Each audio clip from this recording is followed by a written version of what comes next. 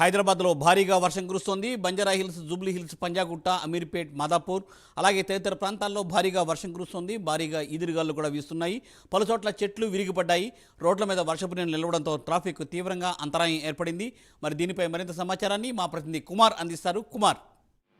Thank you మూర్తి. హైదరాబాద్ లో కొద్దిసేపటి నుంచి కూడా పూర్తిగా వర్షం అయితే మొదలైంది. ముఖ్యంగా ఏదైతే హైదరాబాద్ నగరంలోని శివారు ప్రాంతాల్లోని అలాగే సిటీ మధ్యలో కూడా పూర్తిగా భారీ వర్షాలు అయితే కురుస్తున్నాయి. ముఖ్యంగా ఇటు పటాన్చెరు నుంచి మియాపూర్, కేపీహెచ్బి అలాగే ఎస్ఆర్నగర్, అమీర్పేట్, మూసాపేట్ అలాగే బంజారాహిల్స్, జూబ్లీ, గచ్చిబౌలి వరకు కూడా పూర్తిగా వర్షాలు అయితే పడుతున్నాయి. ముఖ్యంగా పలు చోట్ల కూడా భారీ వర్షపు నీరు కూడా రోడ్ల మీదకి అయితే చేరింది. ప్రస్తుతం జిహెచ్ఎంసీ అధికారులు కూడా వాటిని తొలగించే ప్రయత్నం అయితే చేస్తున్నారు. అలాగే ఒక పక్క ఏదైతే ఆఫీస్ నుంచి ఇంటికి వెళ్ళే సమయం కావడంతో కూడా పూర్తిగా ఏదైతే ట్రాఫిక్ జామ్ కూడా ఏర్పడింది. ముఖ్యంగా వాహనదారులు కూడా చాలా ఇబ్బందులు పడుతున్నారు.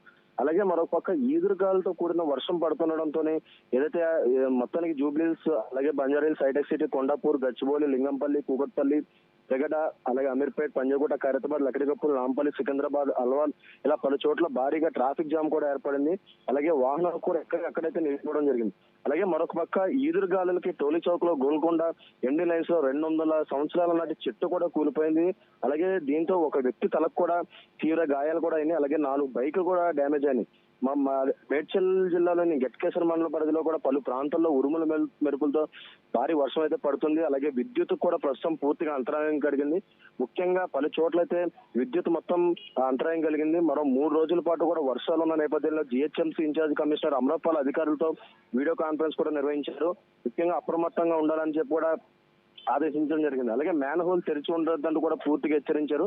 మరొక పక్క ఏదైతే బస్తీల్లోని నాలాల దగ్గర హెచ్చరికల బోర్డులు పెట్టాలంటూ కూడా ఇప్పటికే అధికారులు అయితే ఆదేశాలు అయితే జారీ చేశారు. ముఖ్యంగా బస్తీల్లోని ఏదైతే ఈ వర్షపు నీరుకి నాలాలు ఓపెన్ ఉన్నాయి, క్లోజ్ ఉన్నాయి అనేది అయితే ప్రస్తుతం కనపడనున్న నేపథ్యంలోనే ఏదైతే చిన్నపిల్లలు దాంట్లో పడి మరణించే పరిస్థితులు కూడా ఏర్పడతాయి. ఈ నేపథ్యంలోనే ప్రస్తుతం అధికారులు కూడా పూర్తిగా అప్రమత్తం చేశారు.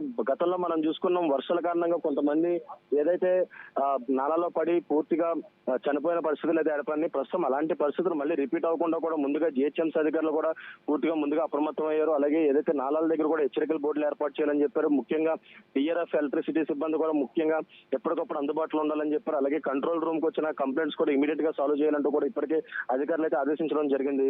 మూర్తి. Thank you Kumar. Thanks for updates.